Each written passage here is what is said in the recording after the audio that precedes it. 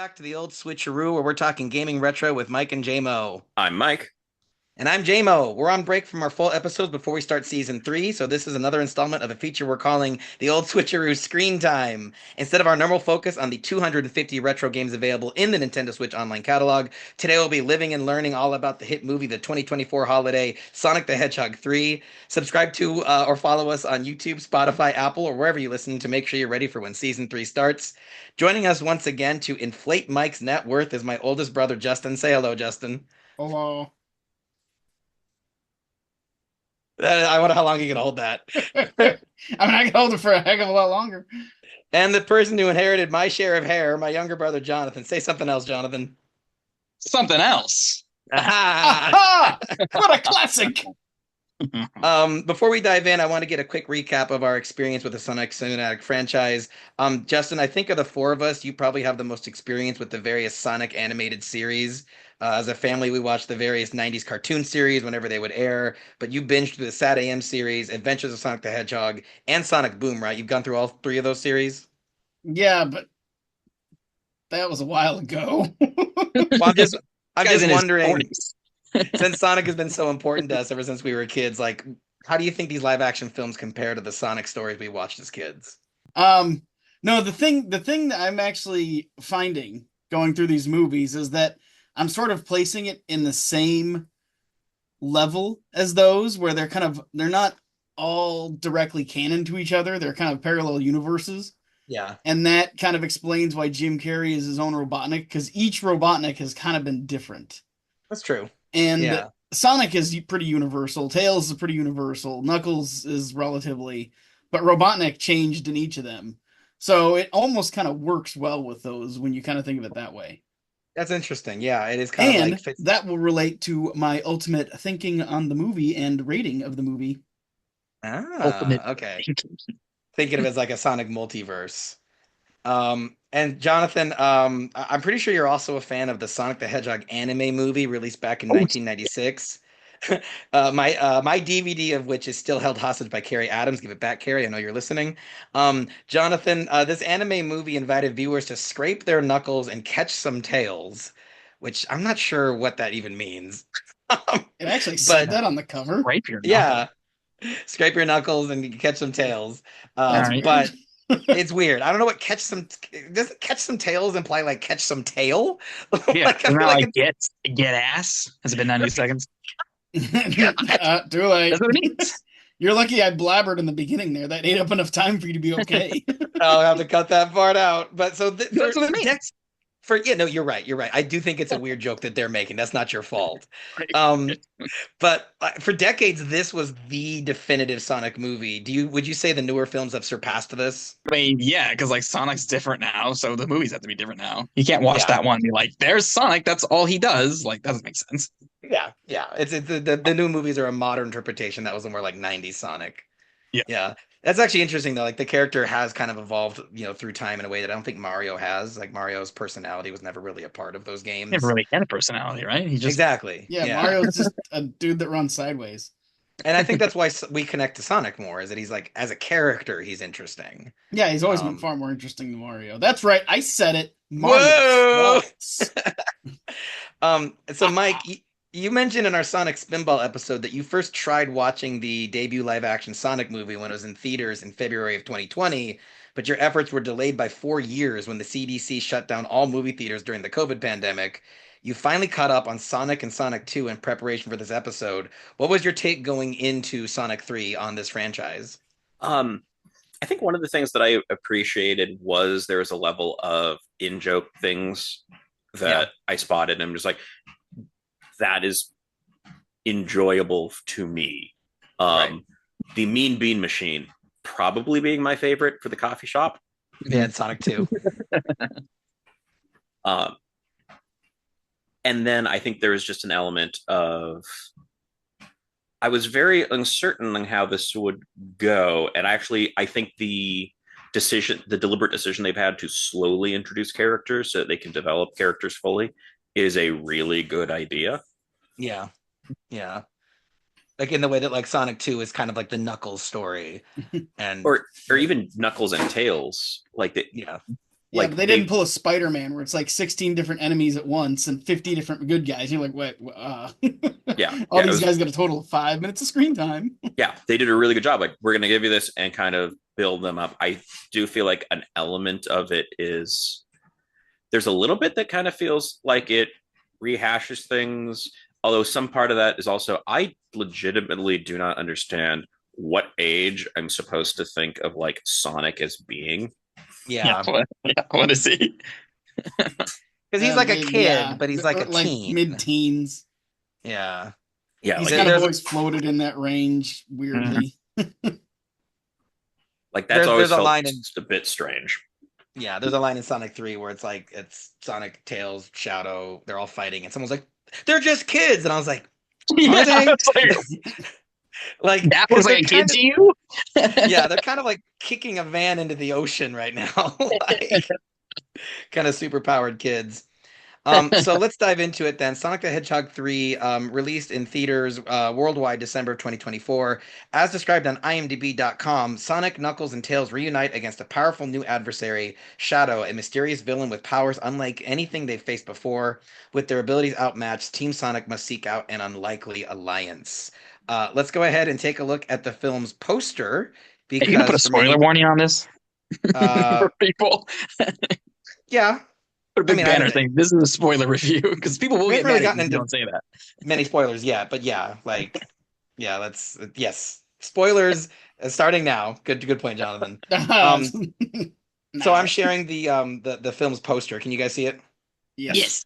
So let's talk about this poster super quick. It has an image of Sonic and Shadow locked in battle as they run down the side of a skyscraper with their signature Sweet. red and blue energy trails. Yeah, it's sweet, right, Jonathan? Drawing the shape of the number 3 as they descend. What's sweet about it in your mind? I like the colors. Oh, pretty color. That's what I would say.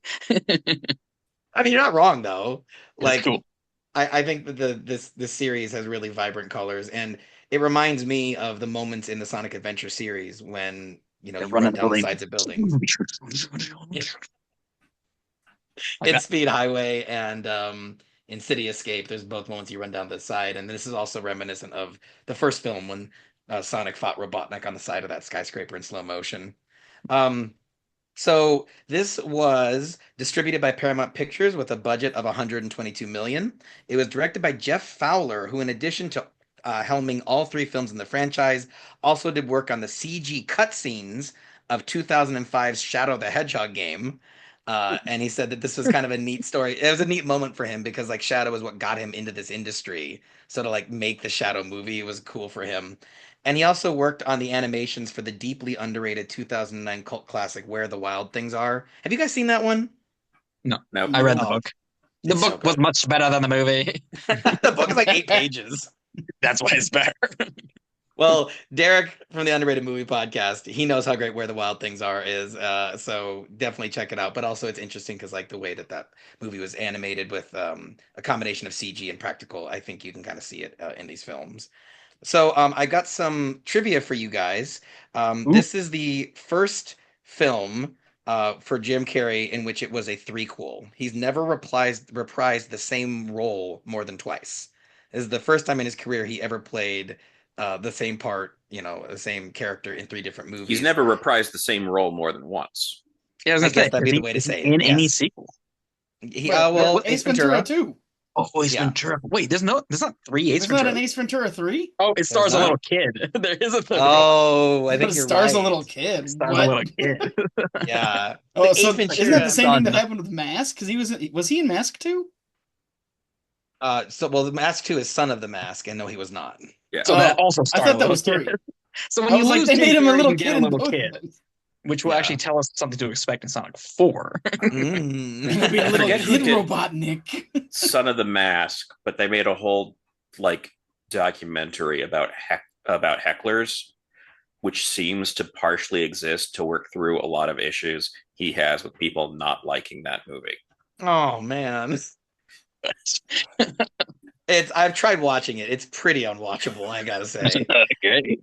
Um, So after the release of Sonic 2, Jim Carrey announced his retirement from acting, saying he would only return if the third film had a script that was pure gold. And according to an interview for popverse.com, when director Jeff Fowler sent Carrey a copy of the Sonic 3 script, he had it specially printed in actual gold at an estimated cost of about $100,000. He's quoted as saying, "Hopefully Jim has it locked up somewhere." And Yeah. I'm surprised that they found something more expensive than printer ink to use. Dun-dun-dun. Hey, there's a Mike joke. Sonic 3, I gotta show you guys this one, was released in Japan under the title Sonic X Shadow uh, Tokyo Mission. Um, What? apparently, Japan has an amusing habit of subtitling a release to highlight what it views as the film's most exciting scene, such as when it advertised Fast and Furious 7 as Wild Speed Sky Mission. That's a way better title. Yeah. I think they should have gone with it. And Tokyo Mission. last bit of trivia here. This movie shared a release date with Mufasa and nearly doubled Disney's box office take, beating it out 60 million to 35 million, according to Variety.com. And when you consider that the live action Lion King is to this day the 10th highest grossing movie of all time, Is it with really? $1.7 billion, this Why? is actually, yeah, I know. Isn't that Why weird? did people watch the original one? I mean, sure, it had John Oliver, but come on, man. Nobody wanted that. Nobody wanted to see this Mufasa thing. So I Not just to want mention they to didn't advertise it. It was like the day before. They're like, "Oh yeah, Mufasa's coming out." I did see Oh. someone making the point that when you compare the games against the Lion King game as well, it's just repeating history. Oh, did Sonic 3 beat out the Lion King on the Genesis? Yeah. I mean, That's if they made a amazing. Lion King video game movie, that might be something. Mhm, mhm. A fun demonstration of the degrade of IMDb on the trivia on this, because someone made the point that the first movie foreshadowed the release date of Sonic 3 because Robotnik at the end of the first movie says that he'll be home before Christmas. And Yeah. it's like, this isn't what foreshadowed freaking means. Yeah. I But it need does have there the to word be like, shadow in there, Yeah. which is cool. I need there to be a test at this point that you have to pass before you can edit IMDb, because the quality in that is just like, that's not what that means. Or people will put like a plot point in the trivia and it's like, that's not trivia. You just were dumb. Yeah. I saw a couple of bad ones I didn't include, but yeah, the IMDb trivia section for Sonic 3, it's an entertaining read and not for good reasons. I downvoted things in that trivia. So let's go over the Joy pros and Joy cons of each scene as we work our way through the Wikipedia plot Each summary of scene? Sonic 3. Well, there's only a five-part summary here. More than So, five scenes. off the coast of Japan, a gun prison facility systems are hacked, unleashing a vengeful shadow. While in Green Hill, Sonic, Tails, and Knuckles are celebrating the anniversary of Sonic's arrival on Earth with their adoptive parents, Tom and Maddie Wachowski. Gun director Rockwell arrives on and recruits Sonic, Tails, and Knuckles to stop Shadow, who is causing chaos in Tokyo. Shadow Tokyo overpowers Mission. the three and escapes. Yes. So, Justin, what do you think of the Tokyo Mission, the big debut Shadow breakout scene, and then his battle in Tokyo with Team Sonic? I don't know. I mean, it was pretty by the book. I didn't really think it was anything super special. I mean, We got to see a Chow Garden. That was cool. the Chow Garden was fantastic. I wanted to go didn't there. I forgot that was part of that. Yeah. Yeah, like the breakout scene was like the same breakout scene we've seen in every breakout scene that's ever breakout. Yeah. So, It's like spoilers, that wasn't very interesting. A named character died in that Chow Garden. And then they barely fought in. I didn't realize that was Tokyo. They barely fought there. They went up to Tokyo Tower. And well, okay, he rode his motorcycle up it. Him hopping on the motorcycle and grabbing the gun. One of the top 3 moments of the movie right there. pretty So cool. the fact that they had him grab the gun. Yeah. Why did he have a motorcycle? Didn't he have that in Sonic Racing?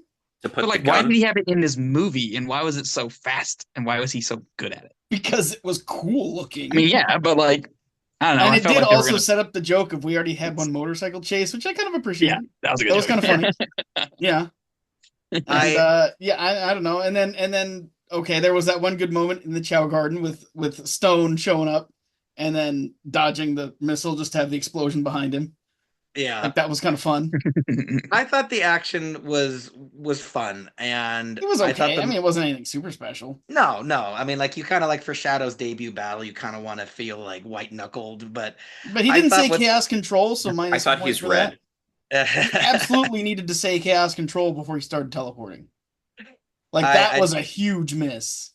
well, so it's funny. So Shadow, they kind of establish him as more powerful than the other characters because they're all fast, but he can actually teleport. And that's something that no other character can do. And he does it with chaos energy, which is really plot important, but never really defined. They just refer to it Like he's as got a this. bunch of it. It's like, Oh, he's got okay. so much. He's got the but midichlorians of the Sonic world. Oh. but I don't know though. I kind of felt like the motorcycle. It was just a nod to me to the Sonic, the Shadow standalone game because there were vehicle missions where he rode a motorcycle. Was there? Um, there I mean, were, yeah. I actually enjoyed that game, but I don't remember any of the vehicle stuff in it. You might. Well, don't forget that was the one that had like 20 different endings, so there's a chance you never played that mission. Yeah, I played it Uh, several times. I don't know. yeah. Yeah. But I thought they did some fun stuff with the motorcycle, with him like teleporting him and the motorcycle and kind of standing on it for dramatic poses. I didn't hate it. I thought it was kind of neat. Mike, No, it any was thoughts on fine. the Tokyo battle? I was not warned there was going to be a rain scene. Okay. Oh, you saw it in I 4DX? saw it in 4DX. When Um, was So it he sprayed raining? the Pepsi on you out of the soda fountain. What happened? When Shadow first arrives in Tokyo, he's like all John Wick, like walking through the streets all sad, looking at Oh yeah, that's signs. right. I like that yeah, nobody was like, "What the?" like and he was it's just. like because they have like those seats Cosplay. have like a button to turn the water off that like sprays at you, which Do you I normally turn it use. off? Oh, Yeah. no, I totally that was off. It was just the rain from above effect that I was Yeah. not prepared for. And it was like, I hope there's not a lot of these scenes, and there's just like, well, we need one for him to seem broody in the rain. It's like, okay, I can deal with that, but Oh, which Hope there's no also no. meant lava scene. the Like rest it of comes out this, so. like the chase scene, is like, this is a very good theme park ride level thing. Yeah. Yeah. Were I you mean, like, from the and the breakout and like when the smoke's on screen, there's smoke in the theater and all kinds of stuff. I was gonna Yeah. go see this in 40X? I'll probably go. That sounds fun. It sounds Like, kind of cool. See it in 4DX. It is basically like it feels like a theme park level experience. I mean, that sounds fun. Like, I'm It down. makes I'll it sound like it's gonna be a better No, movie. that is entirely a selling point to it. Um, like I I, made a I point to go to a theater that would have that yeah, because I did that for Twisters, and that was awesome. yeah, it made the movie. They I do blow want to stuff give at a you. yeah. So Holy 40X doesn't cow. is the seats move and then you get sprayed with water and smoke and like Huh. it's it's physically immersive movies. It's Yeah, I if you mean, I've haven't done tried those it, before, but they've never been that. It's usually just the seat shaking you until your back hurts. that's and Mike, did this 40X theater also pipe in the smells? Um, Not that I'm aware of, but Okay. they could have. There was a lot of scenes in the sewer, so that's pretty good. Yeah, or it's just the guy next to me in the theater. Um, I do want to give a quick shout out to a cameo. So in every comedy movie, I'm like I've always tense until the first laugh because I'm like a bad comedy that's not funny is awkward. And I loved in the breakout scene, Lonely Island's Jorma Taccone has a fun Oh yeah. cameo. He's the guy who's watching over Shadow, and the guy walks up and is like, "Are there any donuts?" I ate all the Boston cream ones, and he's like, "Kyle." I was just Yeah. like, "Okay, okay." First laugh. So let's go on to the second part here of the Wikipedia summary. Sonic, Tails, and Knuckles meet with Gun Commander Walters, who informs them about Shadow's past. Suddenly, Dr. Ivo Robotnik's drones attack and fatally wound Walters. Before he dies, Walter gives Sonic a digital keycard and warns him to keep it safe. Sonic, Tails, and Knuckles decide to find Shadow without Gun's help. Director Rockwell discovers Walter's body and, believing that the three stole the keycard, turns against them. Sonic, Tails, and Knuckles encounter Ivo's assistant Agent Stone, who reveals that Ivo did not send the drones. They form an uneasy alliance with Ivo and track their drones to an abandoned gun facility. If I can go first with this one, Jim Carrey's reveal in this movie with his big old gut hanging out, the scientifically accurate term for man boobs, and it's just like bongoing on his stomach. Yeah, that might It's have been the such a funniest part of the whole movie. I was laughing so hard. I It's was so fun. dying. And it's an escalation of the scene from the first movie when he's dancing and Stone sneaks up on him. He's like, "Oh." He's- And It was- it has one of my greatest lines, I think, in the movie where I think Tails or Knuckles are like, "You look terrible," and he's like, "Maybe this is not caring what I look like looks like." It's like, Yeah, that was all right, hilarious. Robotnik, very body positive. yeah, that was the moment I knew we had Saturday morning cartoon Robotnik in this one. 100%. Yes, yes. The Adventures of Sonic the Hedgehog, Yeah, that one. Robotnik. Yeah, Yeah. that one specifically. I'm glad. I know I get a lot of grief in my family and friend group for not watching trailers, but the Chow Garden cameo, I popped off for it because I didn't know it was coming. And that's like such a fun way to get the Chows. That was one of Jackie's favorite parts of the adventure games. Um, I do agree They with better Jonathan, open though. some of those in Japan. Yeah, they should, right? I would go. Well, it's weird because at Comic-Con this year, they had a Sonic 3 cafe, but it wasn't the Chow Garden. It was all just generic, like, here's a Sonic burger. And it's like, what? That That would have been sounds so enjoyable. fun. Wait, Yeah. what exactly Stop is a it, Chow Jamie. Garden? I just figured that was a thing they had in Japan. The Chow Garden is from the Sonic Adventure series. That game has this really interesting side game where while you're running through the 3D Sonic levels, you're collecting little bits from robots in the environment, and you use them to raise a digital creature. Kind of Pokemon-esque. You put them in races. You have to make them happy. Tamagotchi, I guess, actually is a better comparison. Well, and it was Especially, you were collecting the animals from the robots you broke open, yes. and depending upon which animals you gave to the Chow, they developed those characteristics, like wings or Right. flippers, or Yeah, it was cool. so they would be They're better at little some things chimeras. than others. That's actually really cool. I forgot about that part. So, like, if you wanted to improve their flying abilities, you go to a level that has a lot of enemies that hold eagles and flying enemies. It had that kind of trait to give to your Chow, and was really cool. Mike, are you aware what the VMU was? No, is Go this some grab kind one, of Jimbo. virtual machine? Sega Dream. I don't have one, Jonathan. Maybe Justin has Virtual one you can go memory grab. units.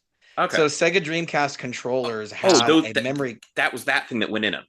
Yeah, the Okay. memory card had a screen and buttons on it. And it was like a really rudimentary little game. And so you could raise your Chow and take them It was and play literally a with them. Tamagotchi that was Yeah. the Chow you had in the game. Yeah, So Yeah, Okay. I remember those things being a thing. I didn't know what they were called. right. So those are the Chow. or maybe it was Um, visual memory unit. But anyway, But so it's really strange though that like Walters, who is a character I've liked from the first movie, he's the Olive Garden guy. Like I Oh, freaking big love, stuff. Oh. and he dies in this scene because, and you're expecting it's a kids movie. Oh, he'll be fine by the end, but they use that fake out later. So Walters is just dead. well, From like, what he did, dude, was it just like an explosion I near him? Like, didn't what when did he think- was sitting at the table, you could see he was so old. That He did actor look- was like, I want to not Die. move anymore. Yeah. I want to They die, were like, and I okay, want okay, my one character last, to die. one last picture, I and then we'll figured let that you go. And he's he's like, not okay. actually killed, though. Really, you think he's coming back in the fourth movie? I'm not saying he's IMDb coming said back, but I'm saying fatally he's not injured. killed at that. I don't think that's a fatal injury. Otherwise, later stuff doesn't work. No, it does because him appearing later is a hologram. Yeah, to trick someone who would know if they'd freaking buried him.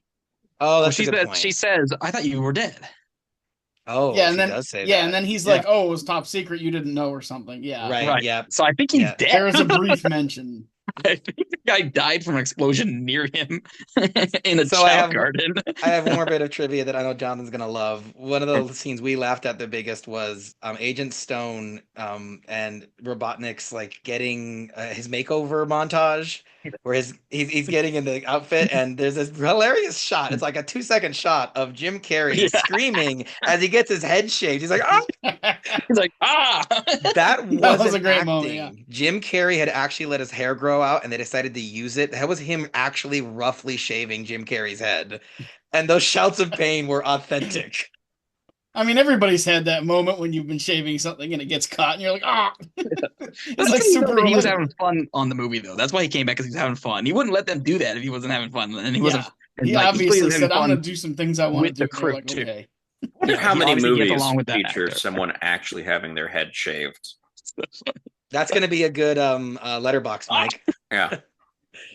So let's go on to the next part of the summary. Shadow captures Sonic, Tails, and Knuckles while Ivo meets Gerald, his estranged grandfather, also played by Jim Carrey, who activated the drones to lure him. He explains that there are 2 key cards needed to activate the Eclipse Cannon, an orbital laser he designed that can target any location on Earth. Gerald intends to use it to destroy Gun's headquarters in London. Ivo betrays Sonic and joins Gerald. Shadow takes the key from Tails and activates a black hole to destroy the base, nearly killing Team Sonic. Um, I think so. I didn't know. I assumed that Jim Carrey was going to play his grandfather in flashbacks only because I didn't watch the trailers. So the trailer. So the moment that I realized, oh my gosh, it's Jim Carrey and Jim Carrey sharing the same stage, I thought he did a great job. I thought he had comedic timing with himself and like way better than Eddie Murphy ever pulled it off in like the Nutty Professor movies. And like you can't CG that. That's just good comedic acting. So I really liked what they did with Gerald Robotnik, and I liked how he felt like different from Ivo, but also an a-hole. There's a scene later where like they're getting ambushed by Gunn, and Robotnik's like, I can't believe it. He's like, I know, son, women in the military. Like, oh my God, you're like a problematic boomer. He's 110. Like, did you guys like Gerald and 2 Jim Carreys for the price of 1? I mean, I'm sure that's what they used to draw Jim Carrey in, because has he ever done that before where he's been 2 characters at once? I don't know. I bet they were like, I bet he was like, this might be really fun to do. Yeah, but I think that's a great point. If he got the script, like, and someone's gonna bring it back, there wasn't that much. Let's be honest, there wasn't that much unique in the script, except for you're in there twice. Yeah, he probably would, if it was just Robotnik, he would have been like, nah, that's boring. But he was like, wait a minute, I can act with myself. Yeah, yes, I'm gonna do this. Especially as one of his last things. Yeah, I'm sure he couldn't resist that. And it looked like he had fun doing it. I mean, yeah. And I thought he pulled it off. Yeah, it's fun to watch. I think that was the biggest risk of this movie. I think that if that hadn't worked, the whole movie would have been awkward. Yeah. Yeah, and if you're right, if he hadn't played him differently enough, it would have just been lame. Yeah. That's usually what happens in those jokes. It's just like, yeah, like the character, when the one actor plays 2 characters, they just end up being exactly the same, just saying different lines, and it's not even worth your time. But Mike, did you enjoy the 4th wall break where he's like, it's almost like we're an actor playing 2 different parts in the same movie, and they slowly look at the camera? They definitely do a good. I think all 3 of them have some amount of meta humor. Yeah, and that is always a thing that I will appreciate. If done well. Well, so tone shift here. In a series of flashbacks, it is revealed that in 1974, a meteorite containing Shadow the Hedgehog landed in Oklahoma and was seized by the Guardian Units of Nations, aka Gun. Shadow's power is used for various experiments headed by Gerald Robotnik at a Gun facility. Shadow develops a close friendship with Maria, Gerald's granddaughter. One night, as Gerald, Maria, and Shadow try to escape the facility to prevent Shadow from being taken away, a Gun agent accidentally kills Maria with an explosion. Gerald is imprisoned, and Shadow is placed in suspended animation. Yeah, I don't feel like these flashback sequences. I think they were only all right. I felt like they were all right. And they didn't shoot Maria; they shot near Maria. I think that was the right call. Shoot the kid. Yeah, I mean, like, obviously you can't do that. It's ridiculous that it happened ever, but I was kind of like, yeah, Mike, are you familiar that this is like ripped straight from one of the games? I mean, not specifically. Okay, I would think I was aware that they were pulling from actual lore, but right. I don't know any of it. It's really shocking in Sonic Adventure 2 on the Dreamcast and GameCube. It's like, while this little girl is running away, she gets shot in the back. She gets shot. Yeah. And so I thought this was a good way. It's like, it's still the same story. It's still the same loss, but you don't have to shoot a kid in the movie. Right, let me jump in there real quick with that Cyberpunk parallel that I realized. Oh, yeah. You said, Cyberpunk lore. So you mentioned that he's from like 72 or whatever. So I thought it was weird that Shadow sleeps for 50 years, right? And he comes back and he wants to destroy a tower, gun tower. Yeah.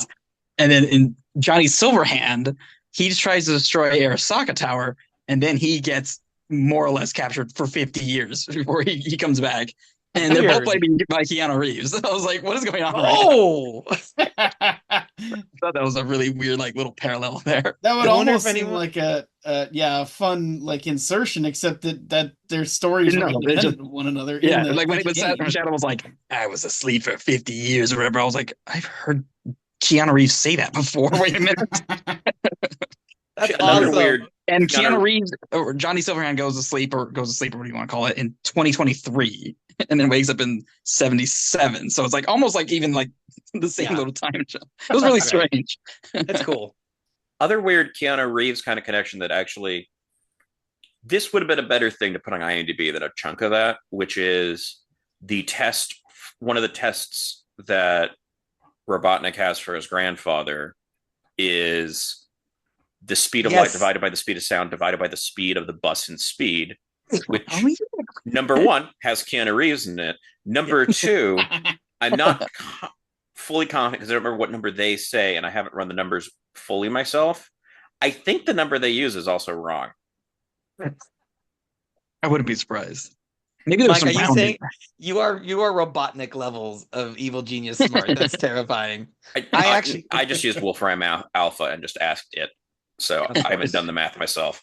That actually kind of surprised me if they didn't get it right, though. It seems like that's something they would pay attention to, but maybe that's like part of the joke. Like they're not that smart. Yeah. But they both got it wrong the same way.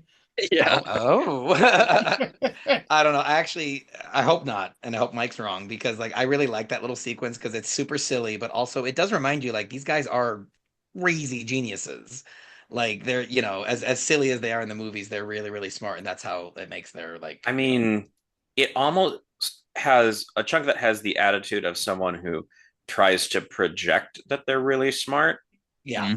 Because the longest word thing is one of those ones where it's like that shows up a lot as a point. Where there's people who have like learned to memorize that just to say that they know it, and it has that energy to me. Totally, 100%. So Sonic, Tails, and Knuckles escape using a ring portal and recruit Tom and Maddie to steal the other key card from Gun's headquarters. During the mission, Shadow gravely wounds Tom, thinking he's Walters, and obtains the second key card, allowing him and the Robotniks to launch the Eclipse Cannon. Furious that Shadow nearly killed Tom, Sonic abandons Tails and Knuckles, steals the Master Emerald, and transforms into Super Sonic using the 7 Chaos Emeralds contained within. Sonic rushes to the Eclipse Cannon and confronts Shadow, who absorbs the Chaos Emerald's energy to become Super Shadow. Sonic overpowers Shadow, but relents upon realizing that he has been consumed by revenge and spares him. Sonic tells Shadow about the loss of his guardian Longclaw and that their love for the people they have lost is more important than revenge. Touched, Shadow makes peace with Sonic and agrees to help stop the Eclipse Cannon. Sure I feel like this is the point where the movie lost Justin. Would that be I hope Game lost Blow there too. Where in this I feel like you mean lost as in like I didn't like it as much, or lost as in I didn't know what was going on? No, this first one. Like I feel like there was too many things that were so silly that like so to me that really? No, I felt like I felt like this was incredible. I felt like this was an incredibly generic scene, but I didn't feel like it was less generic or more generic than anything that's been in the movie previously.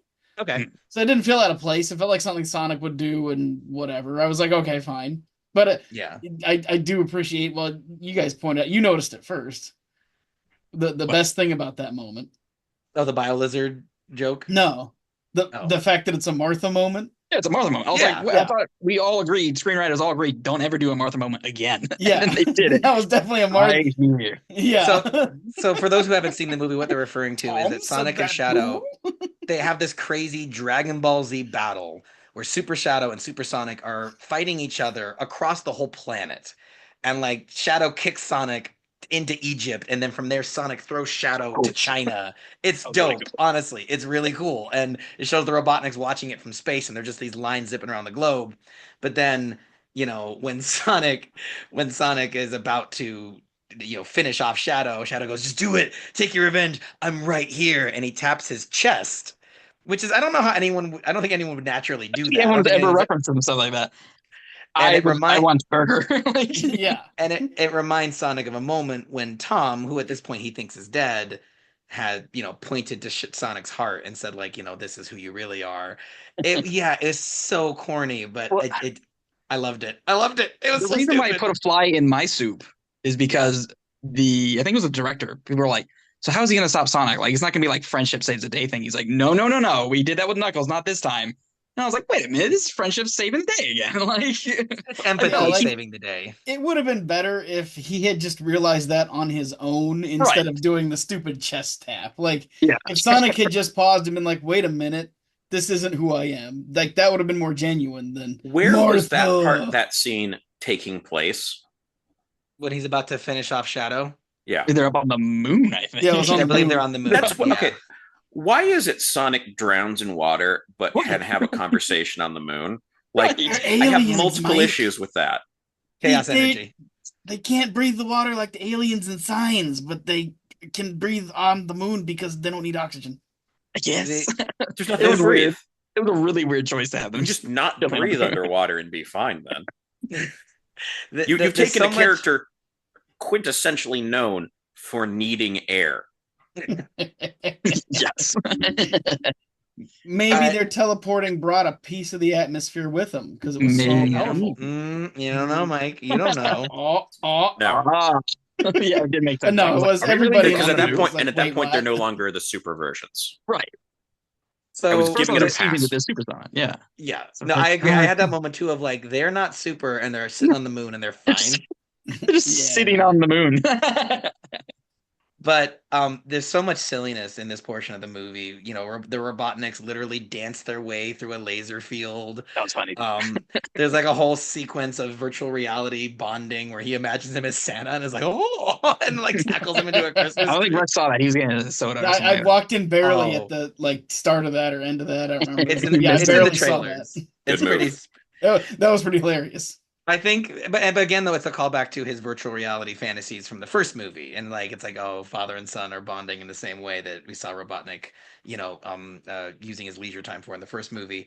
I think maybe the biggest plot hole is that there's a solid 20 minutes of the movie where they're trying to break into this facility to get the second key to the cannon, and there's this extended sequence where like they use holograms to impersonate different characters, including people from the second movie. And the jokes don't really land, I don't think. I was like, it was the wedding scene, but shorter. Yes. Yes, thankfully it was short. What's so odd though is that the Robotniks and Team Sonic have this elaborate plan to get into the vault, and Knuckles is sitting on the outside just to break in. He did. And Knuckles uses the Flames of Disaster, which is a Sonic 06 reference. He got that power in the Knuckles series, and he uses it to break through the energy field that they just spent the last half hour trying to deactivate. Right. I was like, wait a minute. It's like, that was something they set up in the Knuckles series? So do you remember in Sonic 06, there's that demon thing, the Iblis trigger? I didn't finish that either because that game was trash. So Knuckles understands he has this innate power from his inheritance of the warrior echidnas. Yeah. And it's the fire fist power that apparently can break the super deadly force field. But it's like, if Knuckles could do that, and you knew he could do that, shouldn't he have just done that and gotten the key and left? Well, I mean, that's blown up the building. People could have gotten seriously hurt. Okay. They almost did. He could have done a different trajectory. Tom and Natty almost died from The whole point is subterfuge that they don't really realize what you've done until later. I guess. Right. Yeah. And also, before Sonic gets the Master Emerald, he has an argument with Knuckles and Tails about like, the Master Emerald's too powerful to use. And it looks like Knuckles and Sonic are going to fight, but Knuckles has this moment of like, we agreed to trust each other. So even though I think you're being stupid, I'm going to trust you. I liked that moment. It was like, okay, they've grown. You didn't like it? No, I thought that was good. I thought that should have been that conversation with his two best friends should have been what convinced him to not be a hateful monster instead of Shadow going like this. Oh yeah. Yeah. Yes. He already had the pieces perfectly in place to like have a nice little scene about like, this is Team Sonic. But they really had this weird like he's angry Superman moment. It's like what? Had him I didn't and Shadow hit a mountain instead of the moon, and Tails and Knuckles show up. Yeah. And convince him. And then you don't have to worry about them breathing on the moon either. Yeah. It's a sloppy movie. For sure. So let's finish it up here. Gerald reveals he intends to use the Eclipse Cannon to destroy Earth as revenge for Maria's death. Iowa prefers to conquer Earth rather than destroy it, and the two fight. Tails and Knuckles arrive, and the three knock Gerald into an energy field, killing him. Sonic, Tails, Knuckles, Ivo, and Shadow redirect the cannon away from Earth. When its core begins to melt down, Ivo and Shadow sacrifice themselves to move the Eclipse Cannon out of Earth's range before it explodes, though Shadow survives. Sonic reconciles with Tails and Knuckles while Tom recovers from his injuries. And during a race with Tails and Knuckles, Sonic is attacked by a group of Metal Sonic robots, but is saved by Amy Rose. Credits. Um, I liked the end of the movie. I did. I liked them, working together, and Robotnik's like, if I can't destroy the world, I might as well save it. And he has this great closing monologue as he dies, where his last words are, first of all, telling Agent Stone he's not a sycophant, he's a sycophriend. I love your Austrian goat milk, lattes and how you make them. I thought that was a really fun callback to the first movie. And then his last words are, "It's been a drag. Thanks for nothing." Boom. He's so real for that. That was a great fit. What did he say at the end of Sonic 2? It was also Later great. haters. The later haters. I even turned to Jonathan and said he's gonna say later haters. He's like, "It's been a drag. Thanks for nothing." Yeah, that was fantastic last line. I mean, broadcast of the whole Earth like that. I didn't like it. Even though I can't imagine a Sonic movie without Jim Carrey, I kind of want that to be his death scene. Like that was so good. And they could easily just say Shadow saved him and bring him back. I almost think they have to, because It'll depend entirely on Jim death Carrey. thing, and I already They're gonna have to how they can do really this. work hard to convince him, I bet. Well, it's Yeah, not but hard how to are they bring going to him. do a Sonic movie without him? Because Jim Carrey's like literally half the comedy in the movie. Yeah. I was thinking, if you don't have Jim Carrey, I'm not laughing quite as much as I should be in a movie. Well, you know what I'm thinking. Oh, I know what he's gonna say. I know what he's gonna say about Amy. What were you gonna say? Oh, go. No, you go first, because I want to see what you think. I think that Sonic 4 will be a time travel movie. No, I think that's what. No, I think you know what's Sonic 4. Okay, why do you think it's time travel movie? You go first. Well, because Amy Rose's debut game was Sonic CD, which had the time stones and had it was also the debut of Metal Sonic. Okay. Right. That's true. We have Amy show up at the end of the movie with the high-tech Pico hammer, and she looks like a kind of a post-apocalyptic warrior kind of garb. JayMo solved it. Okay, yeah, you're probably and right. Hollywood's obsessed with time travel and multiverse. And I could actually appreciate that if they introduced the time stones. Well, and then also you get some fun. You get Jim Carrey back, but it's a younger version of himself, and he's seeing older versions of Well, that's the time thing. travel. You don't have to have Jim Carrey anymore. You have someone who looks similar to him as a younger version. I think they would still want to do it. I thought this was fun. So according to ex-user Daniel the Pop Culture Dude, I don't know if you guys can see my screen here. The Maddie color theory hinted at Amy Rose's cameo, because apparently whatever clothes the character of Maddie Wachowski is wearing hints at the character that's going to be revealed. So in Sonic 1, she's wearing yellow shirt, and then Tails appears. Sonic 2, she's got red and black, and then Shadow. And then in the end of Knuckles, and in the posters for this movie, she's wearing bright pink. Okay, that would be kind of cool if it was true. I don't know if I believe that. The director was like, I would love to take credit for that and pretend that was intentional, but nope, that's a happy accident. But, okay, here's what I was thinking 4 would be. Sonic Heroes. Yeah. Because in that, Metal became the ultimate mastermind. Oh, that'd be cool. So you could have him creating, you have one metal that gains sentience, creating other metals to be his servants, and that's who he's fighting. That could be. That could also be possible. It could just be like the AI is no longer controlled, so it became sentient. It's Robotnik made him a while ago. I like the time travel one. Yeah, like that because Hollywood's obsessed with it, and we can't just keep playing with the emeralds, right? Yeah, it's always like, here's the emeralds again, but they could say, here's the time stones, and it'd be different. But I mean, you could even say that the time stones are a different universe's version of the Chaos Emeralds. You know what I mean? And deepest lore. Deepest lore. The way they kept saying Team Sonic made me think that they were going to introduce the other teams in the next one. Dude, they did the little Sonic Heroes 3 jump thing. They totally. Yeah, that was. That was sick.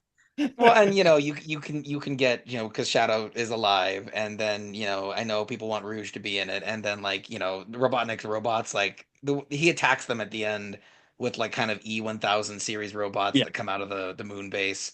I think ultimately taking the bio lizard out of this story was a really good call. Oh I yeah, feel like absolutely. Well, the bio lizard made no sense. It would have been hilarious, but terrible. yeah. But I like the little cameo of it in the old Yeah, style that was movie. fantastic. And I laughed so hard when Gerald Robotnik gets poked in the butt by one of those laser spines, and he farts as he flies into his I death. didn't even notice died. that.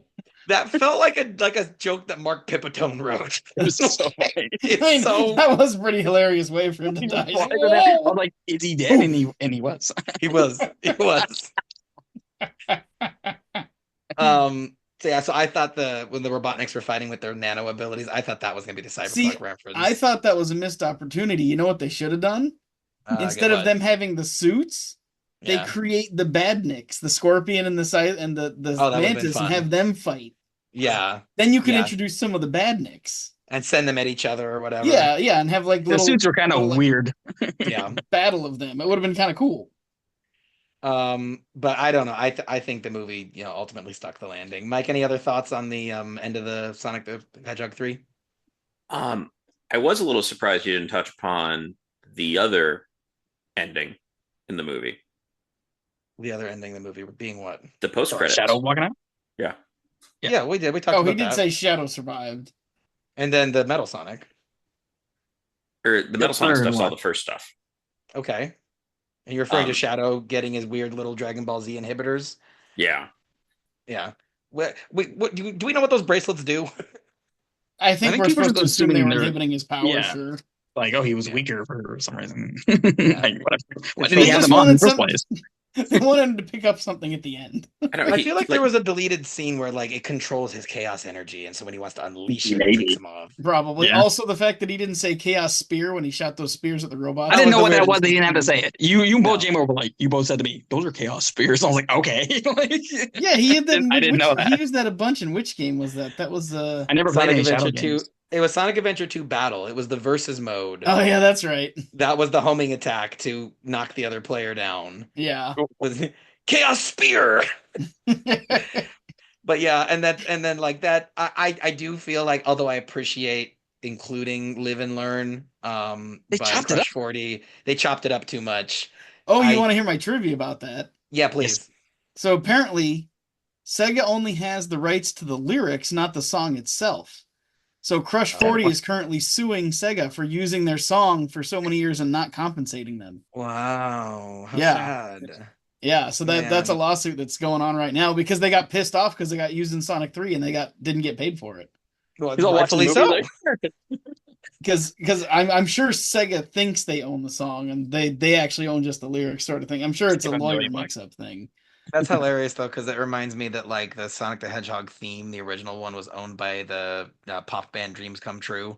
So there's this weird history of Sonic themes being owned or not owned by outside bands. Clearly, Sega was not good with their licensing.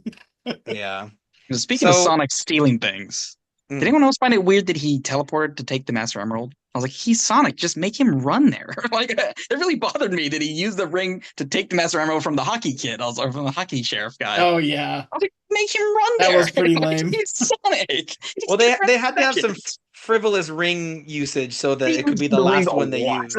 I mean, they could do that anyway. I have no one has any idea how many rings there were, right? Right. Yeah. I was just like, for some reason, it really bothered me. I'm like, really? He used the ring just to go there? Like, what bugged me more was that they had Tails and Knuckles show up at the end to save Robotnik, and they didn't explain that they used a ring.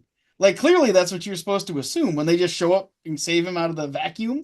I think you see a ring appear behind them when he. I didn't notice it. Okay, how about the fact that at the end they're like, oh, we have one more ring, and so Tails goes off to save Sonic and leaves Knuckles there. And if Tails doesn't like lose consciousness and need to get saved, what the heck was Knuckles' plan at that point? The same thing from before. He just does the fire dive and saves the day. That's what Knuckles does. He was gonna help watch Robotnik, maybe. Yeah.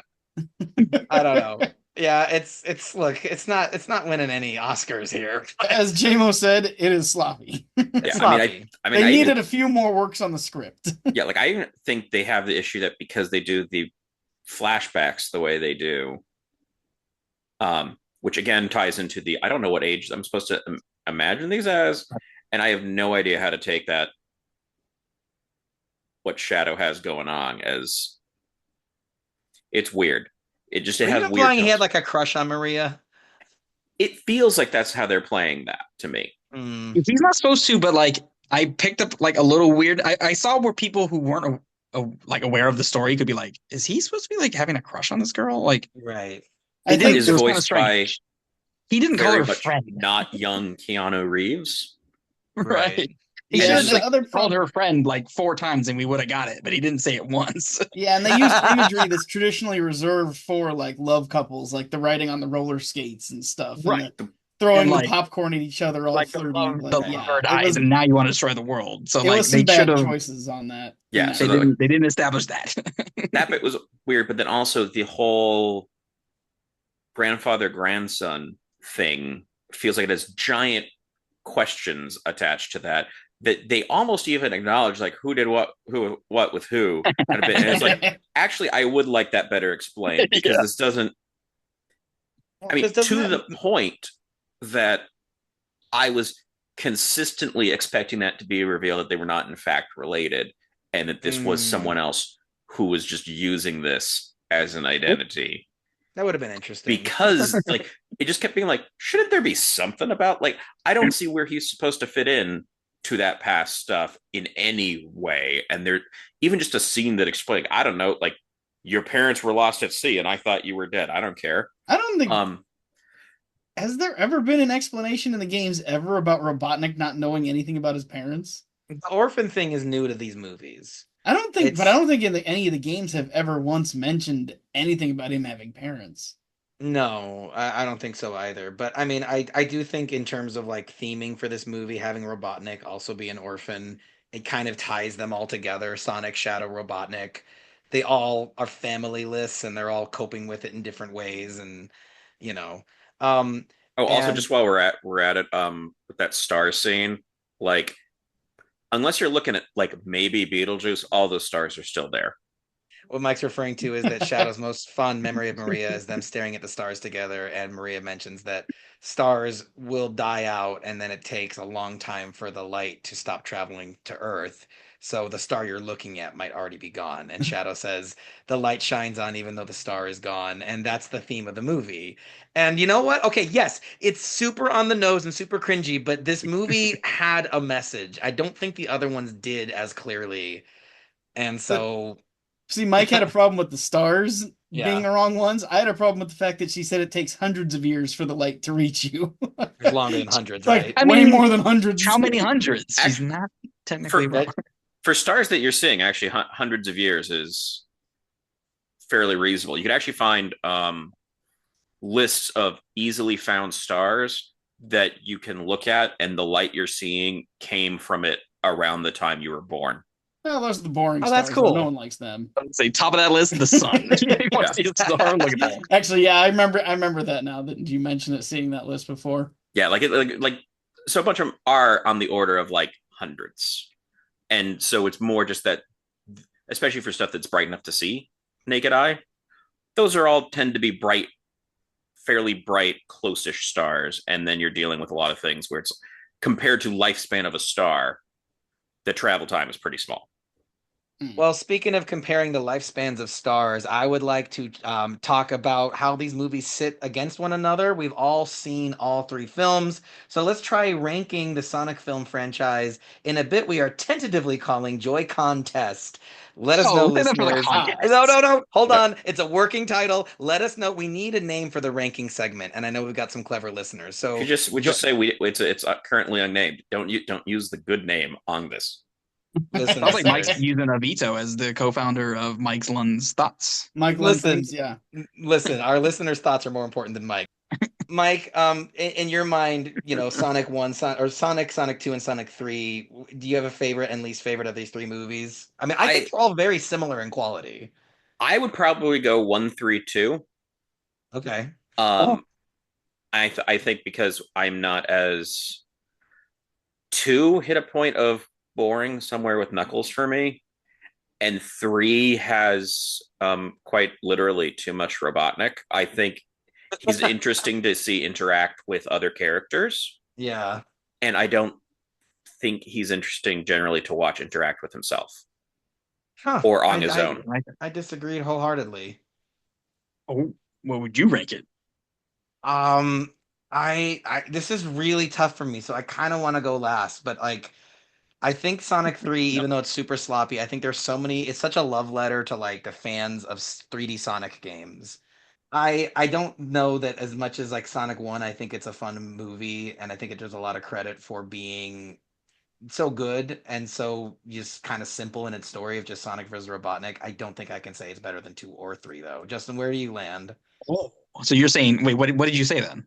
So I think my order would be extremely close, but I think mine would probably be 3, 2, 1. I think Sonic He's 3 gonna might give be 3 out of 10. Jackie was right. you don't know what I'm gonna give it. So Justin, what about Oh, you? okay. So Uh-huh. I would say they're all pretty close. Yeah, they are. I think they are. Yeah. I would say 2 is the best. 2 is the best. Okay. I would say Sonic 1 is a 7.5. Sonic 3 is an 8, and Sonic 2 is an 8.5. Sonic 3 is an 8. Yeah. So you Oh, so wait, you so think you're doing 2, 3, 1. I'm doing 2 is the best, 1 is the worst, 3 in the 2, middle. 3, 1. Wait, Jaymo, write these. Yeah, put these. Yeah, do this. Make it a little things here because I think we're all gonna have different rankings, which is I think it's really I think that wild, but just yeah, I think disqualifies us from talking about this. okay, but so Justin, you go 2, 3, 1. I go, yeah, 2 at the top, 3 in the middle, 1 at the bottom. Okay. And so then Jonathan, what about you? I would Yeah. probably do very narrowly 2, 1, and then like a punch below that 3. So we I all have different orders. Yeah, we all have different orders because I like towards the end of the third one, I was really thinking like we can't keep making Sonic movies because like we've kind of seen this. And then Amy Right. jumps out. I was like, well, I'm seeing another one. So like, No, They got you. still, I still don't think it was that much lower than I would put 1. Like they're all pretty close. Yeah. Like yeah, like within like a few numbers of each other. It's not like I wouldn't say like this movie sucks. Like I would definitely happily watch this again. It was like, oh, it's on Netflix again or whatever. See, But I thought third was the worst. what my thing for this third one was, I wasn't really into the movie for a long time Yeah. because And you saw Amy. well, I mean, that was just the ultimate awesome, like badass finisher. But City. no, my problem was you had a lot of Robotnik, but being the adventures of Sonic the Hedgehog Robotnik, he's not that interesting of a villain to me. And he wasn't really doing anything as Robotnik. It was all Gerald for infinity. Until I thought about it towards the end, when he was realizing that he didn't want the Earth to blow up. I was like, actually, there have been several times that Robotnik has sided with Sonic and the others because he wanted to protect the planet so he could rule it later. Yeah, like that has happened a bunch in the games. It's Sonic Adventure when he like fights against Chaos and gets shot down immediately. Yeah, he's like, I'll get you. Yeah, so I mean the fact that he does protect the planet when it's going to threaten his ability to rule it, I appreciate that. And that's kind of what we got out of this movie was that Robotnik. They haven't given us any chaos, have they? Any chaos? When are we going to get chaos in the movie? That better be the 5th. They better tease chaos at the end of 4. I think they're going to try to mash them into the 4th one because they don't know how many more they get. I hope not, because that would start ruining it for sure. Looking at the spread here, right?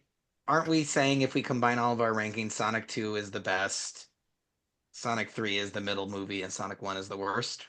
I mean, I guess, yeah. I wouldn't really say it's fair to say Sonic 1 is the worst, because it was a good establishing beginning movie. Yeah, it's mostly a matter of like our personal preferences and some of the movie moments that kind of shifted our scores. That's true, yeah. Well, guys, it's time for the moment of truth. We've covered the Joy cons, the Joy pros, and every bit in between. It's time to declare this film a NintenDo or a NintenDon't. I think Sonic 3 is a super Nintendo.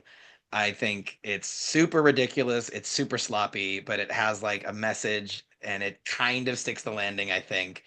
I I have to think about how much fun I had watching it, and it being, I think, the best in the franchise. I don't think I can rate it lower on the Strauss scale than I rated Sonic 2. So I think Sonic 2 and Sonic 3 are both nines for old JMO. He wanted to put a 10. He wanted to put a 10, but I Jackie can't called him give out it a on 10. It's not a His perfect wife. movie. His wife called him out on it. She's But like, wait, the substance or whatever is a perfect movie or whatever. The substance starring Demi Moore is a perfect movie. Yes, no, it is a 10. It made somebody think. Made someone think. And I think this movie might make a few kids think. I think a couple of angsty teens might hear Shadow and be like, you know what? The light goes on even though the star is gone. Watch me Yeah, right Jack, here. Means. This doesn't teach anything to anybody. Jackie was hovering around a 7, but ultimately gave it a bonus point for how consistent the tone is. She said these movies never take themselves too seriously, so she gives it an 8. But Jonathan, you said it's a 6, but is it still a Nintendo in your mind? Not a Nintendo. It's not a NintenDon't. It's a get yourself to the theater and watch it. Okay. Get yourself to the theater. Yeah, go watch it. Go. It's a Sego to the movies. Go to the theater and watch it if you like Sonic, because I mean, like, you like Sonic. Right? Pokemon to go to the movies. Justin, can we go to you next? NintenDon't. It's a Nintendo for sure. Yeah. Shoot, what was I gonna say? What was your Strauss scale rating? 1 to 10? Yeah, I mean, yeah, it's worth watching. Oh, that's what I was gonna say. It's pretty good. They can't get any sloppier though. If they start to let it slide, these are just gonna get bad. Like they skirted things with. But like, I was concerned when Amy had a cool cloak. I mean, they can do really awesome things with her in Metal, or they could get lazy and sit on their money and really ruin it. So, like, I feel like this was the borderline where they have the choice to either continue to make this great or get lazy and make it terrible. Mm-hmm. Yeah. So then Nintendo, but not a Super Nintendo. Yeah, I guess not a Super Nintendo. No. It's 2 is a Super Nintendo. Yeah. And then Mike, where did you land on it? I'd probably say it's a Nintendo. See it in 4DX. That sounds fun. It's incredibly fun. It's worth it for any kind of movie that's in that realm where you're like where the motion is going to add to it. I appreciate the B. Arthur reference. That was pretty great. Hey, Jaymo, what would Mr. Bean say if he was watching the movie in 4DX? He would lean over and go, "Brace yourself." Yeah, this is probably somewhere between 6 and a 7 for me. Okay, I agree with that. Well, guys, we're gonna call that game over for today. This concludes our screen time episode on Sonic the Hedgehog 3. Final verdict: it's a Nintendo. Justin, Jonathan, thank you so much for being here. It's been so awesome seeing all the Sonic movies in theaters together. Let's do it forever, okay? Let's just keep going to these movies together. As long as they don't get any worse. Until next time, please remember to like, follow, or subscribe to the Old SwitchAroo and rate or review the show wherever you get your podcasts. You can also visit www.theoldswitcheroo.com to find all our social media links, and we'd love to hear what you thought of this episode or what you're hoping to hear in future episodes. As always, thanks for listening to the Old Switcheroo, where we've been talking gaming retro with Mike and Jaymo. I've been Mike. And I've been Jaymo. Game on, everyone.